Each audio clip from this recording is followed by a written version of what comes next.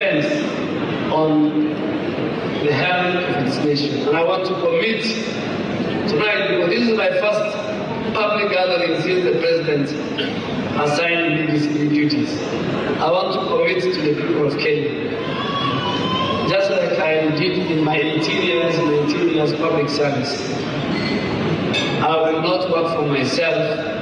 I will work for the people of Kenya, and I will work on how to improve their health care. Those are the changes that are there, Jay.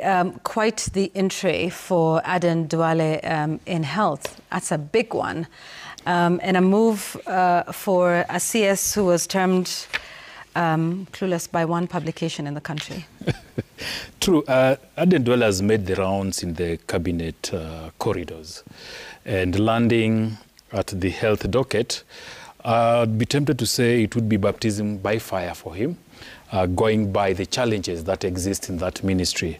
Remember, Deborah Barasa Mulongo was appointed on the guise that she was a medical doctor and a professional who would deliver, because she understood the issues that bedeviled the ministry and would easily make it work. But 7 months down the line, it's all evident that she's not been able to do that. I think Duale comes in very disadvantaged, because already you see SHA is not working, it's struggling, and the very backbone of that ministry today is that Social Health Authority. And Nakumicha could not make it work. A professional doctor could not make it work. And I really doubt. She struggled. She did struggle. Yeah. I really doubt what is this magic bullet that Duale would use to make these things work. Already, apart from SHA, there's a notice by the Kenya Medical Dentists and Pharmacists Union. Notice on strike that is coming up, I think, in a few days. You remember the clinical officers are not yet sorted. The nurses are constantly, the universal health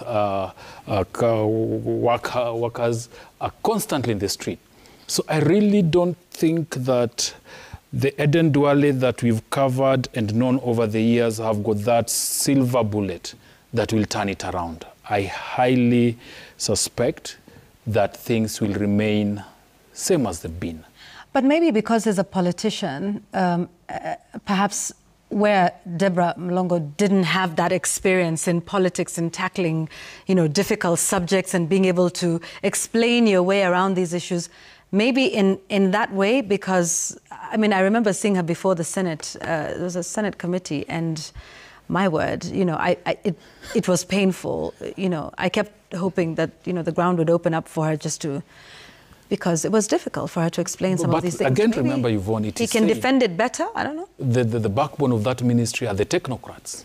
Yeah. So it's just a figurehead. Yeah. So if you change the hardware without working on the software, then clearly it's a zero-sum game. Yeah. Yeah. So probably a complete overhaul would make it work. As it is, already the sentiments are very negative about his move to that ministry. Okay. The very people you are going to work with are already resisting and are against your move to that docket. Clearly tells you that you're going to have a rough time.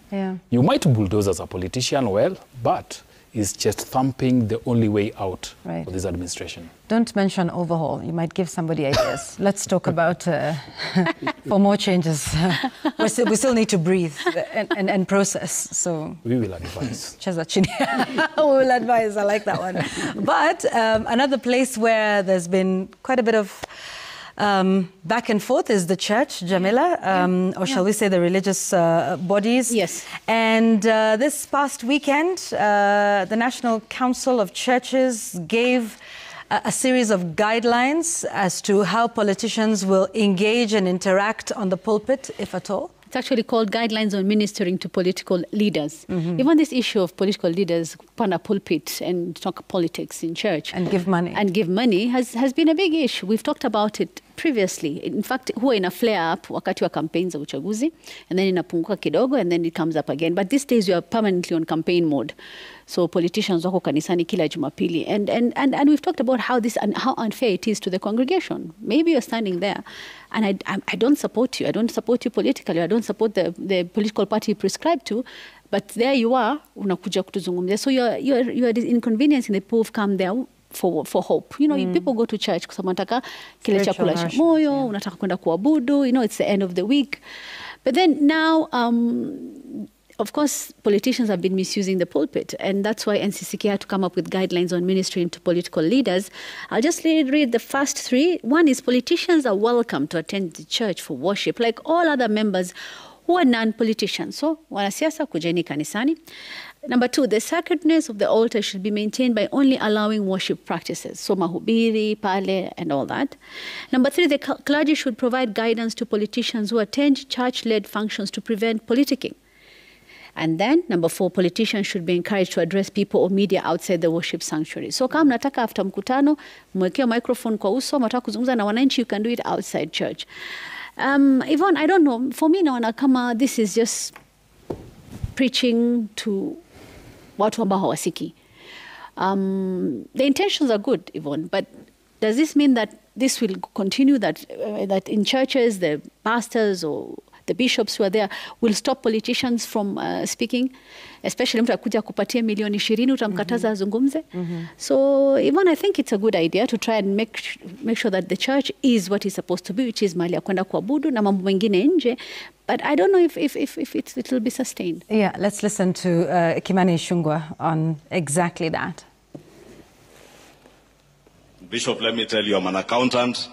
I believe in giving openly for accountability and transparency, even within church.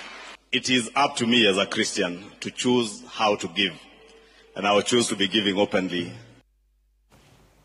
Sam? Accountability, accounting. That's why I came to you. So accountants. So accountability is for accountants. Yes. I'm struggling with that. I mean, that's a bit of stretching it. Make sense out of it. Just try to make sense of that. That's a bit of stretching it.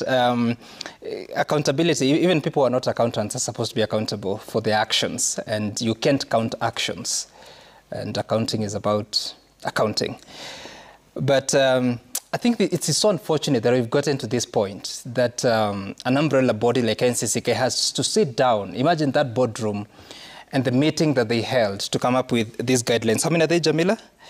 Let me see how many they are. There are eight guidelines, and part of them is to say that politicians are welcome to attend church to worship like the rest. I mean, when did we get here? And that they have to prescribe it. Why we even here? I'm just imagining you're called to a press conference by, say, a former cabinet secretary, and so journalists troop to that press conference. Of course, the stage is set. So you put your microphones, the former cabinet secretary addresses you, and after finishing to address, then one of the famous journalists stands up and starts to address the other journalists.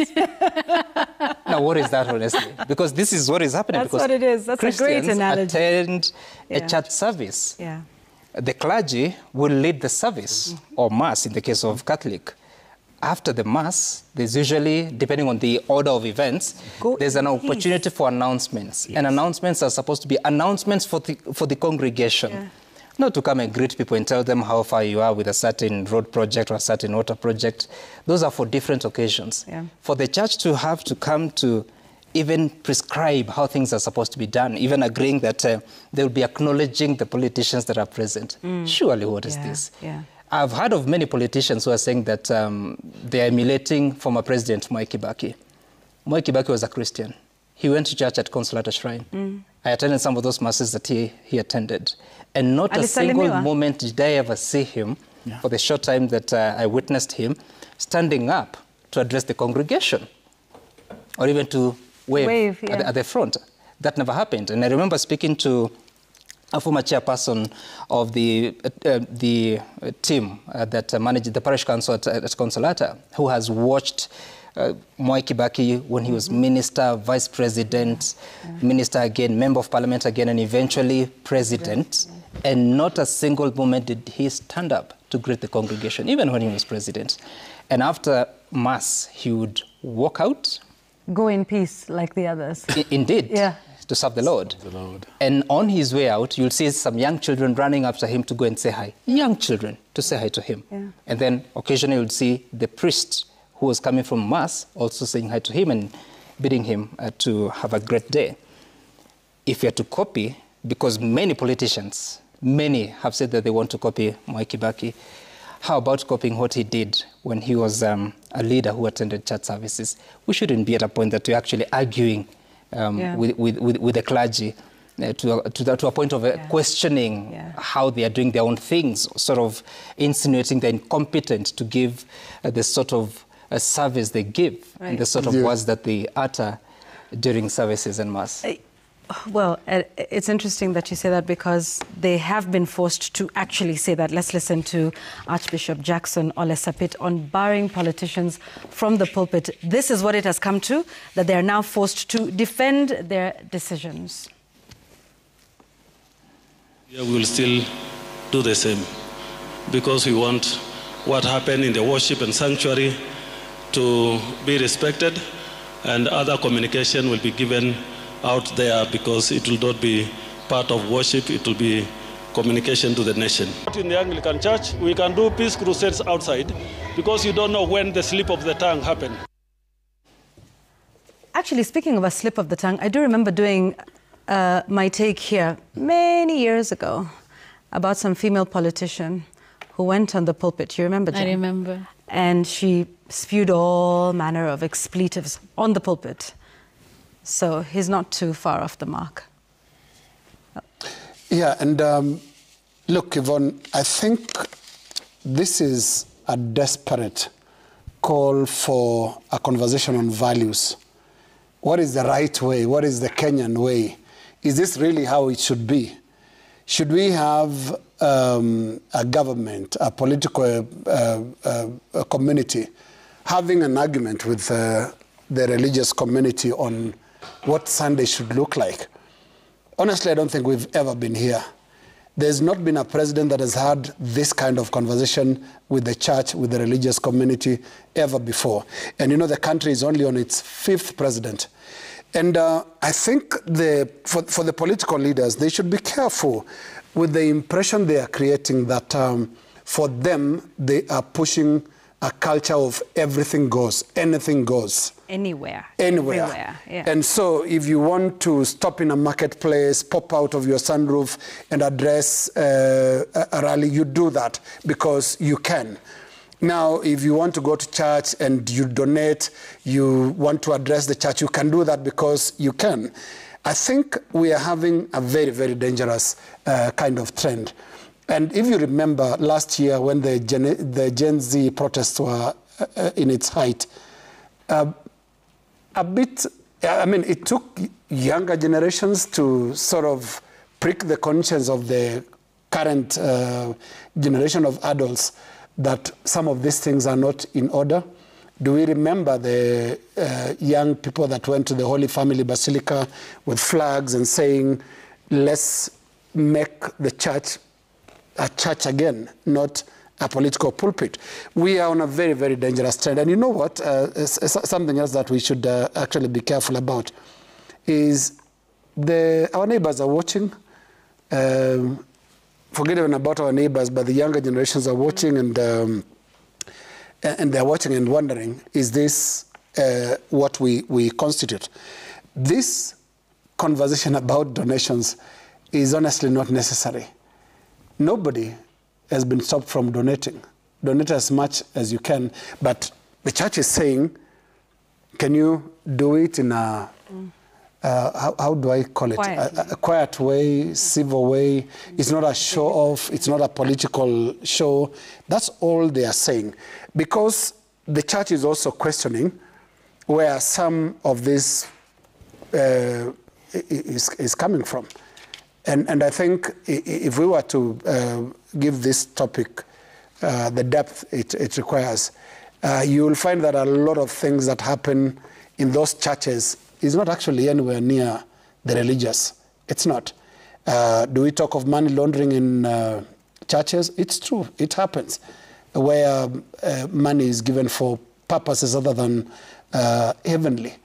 And by the way, talking of giving to God, remember this money is received by very earthly individuals. And so you can't qualify this argument that I'm giving to God at all times. For me, what I'm worried about is the erosion of culture, the erosion of values in this country. We're in a space where we're now saying from the top that anything goes. You want to do anything, do it, because it's politically right. This is no way to shape our society. And when we have deeper conversations about our standing in the region, you will realize that the greatest threat that we have is actually internal, values, on the values side. We are weakening our churches, we are weakening our politics, we are weakening everything because everything is becoming political and it's not looking good. So I hope the church can actually sustain the, do I call it the energy to just demand that let's have this values conversation with politicians. Do we want to do everything the way we want to do it, or do we want to have a set of values, even if starting simply with Article 10 of the Constitution? Can we start there? Mm-hmm. Yeah. Jay? Yes, I think I totally agree with what LK says. And for me, this is a statement of intent. It doesn't have any consequences. So how then do you measure or implement it? The church is very divided. And the problem with the church in Kenya is that it's held captive by the politicians simply because the financial sustainability of churches in this country is built on a quicksand.